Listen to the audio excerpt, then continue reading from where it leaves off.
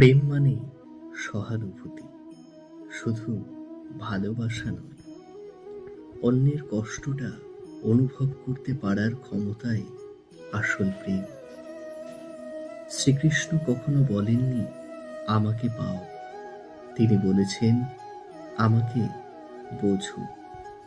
সহানুভূতি মানে কারো চোখের জল দেখে প্রশ্ন না করা, বরং পাশে বসে নীরবে থাকা। সহানুভূতি মানে ভুলের জায়গায় রাগ নয়, রাগ ভাঙিয়ে বোঝার চেষ্টা করা। কৃষ্ণের প্রেম ছিল এমন, যেখানে কোনো বিচার ছিল না, ছিল শুধু গ্রহণ করার ভাষা।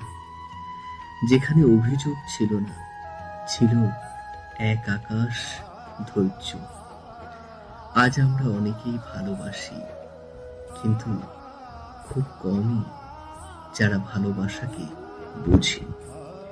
আমরা চাই আমাদের কথা শোনা হোক, কিন্তু অন্যের নীরবতাটা শুনতে আমরা ভুলে যাই।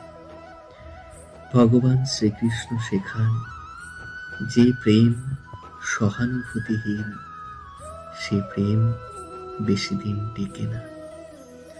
কারণ ভালোবাসা টিকে থাকে বোঝাপড়ায়, সহানুভূতিতে আর নিঃশর্ত গ্রহণে। যদি তুমি কাউকে সত্যি ভালোবাসো, তার দুর্বলতাকে ভয় পেও না, কারণ সহানুভূতি প্রেমের সবচেয়ে পবিত্র রূপ।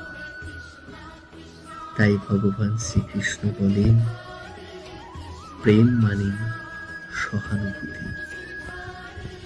এই ভিডিওর কথাগুলো যদি তোমাদের হৃদয় স্পর্শ করে, তাহলে আমাদের ভিডিওটি লাইক করো, চ্যানেলটি সাবস্ক্রাইব করো, আর ভিডিওটি শেয়ার করো তোমার ভালোবাসার মানুষদের সাথে, তোমার পরিবার পরিজনদের সাথে।